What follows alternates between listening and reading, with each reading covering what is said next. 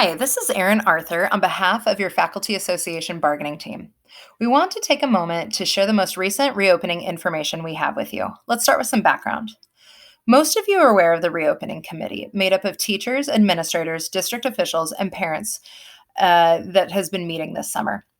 This reopening committee was tasked with preparing multiple scenarios for our school return in the fall based on the amount of COVID 19 cases and hospitalization rates in our county.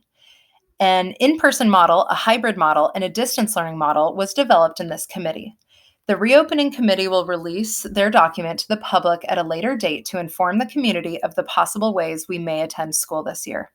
Our school board will be choosing the way we start school this fall from these three options at the next board meeting on July 21st.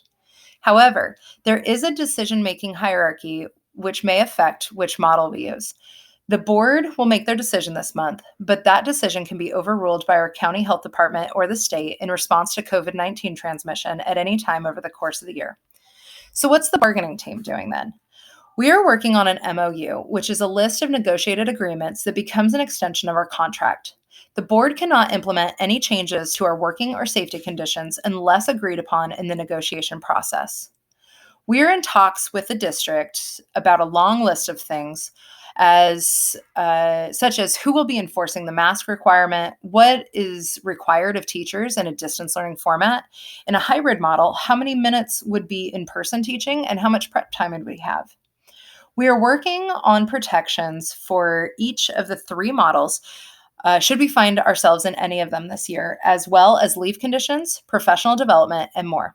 The board, state, and county can say how we come back, but we are able to negotiate the conditions we work under.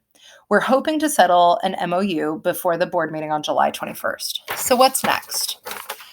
The bargaining team needs negotiation agreements with the district in our MOU before we know any of the parameters for scheduled discussions. We need to have a decision from the board so we know what model we will be coming back under and to further direct what a schedule looks like. We need to have input from the county to know if the board's decision will stand. Over the next week, we'll be at the table several times and we will keep you informed of any agreements that have been made. In the meantime, here's what we can tell you. If you have concerns, decision makers need to hear them. Write a letter to the county health department or our board. Agreed to speak at the board meeting on the 21st. Post to social media. Comment on our Faculty Association Facebook page. Just please make your voice heard. Be on the lookout for a text and any information on our Facebook page with organizing details. We don't know how we're coming back at this point, but it would be a good idea to be prepared to switch back and forth between a distance learning model and a hybrid model. Plan your class so that on any given day you could teach in person or from home. There's a very good chance we'll experience both models this year. The district's expectation is that we use Google Classroom district-wide. So if you're unfamiliar with the platform, it may make things easier to start checking it out now.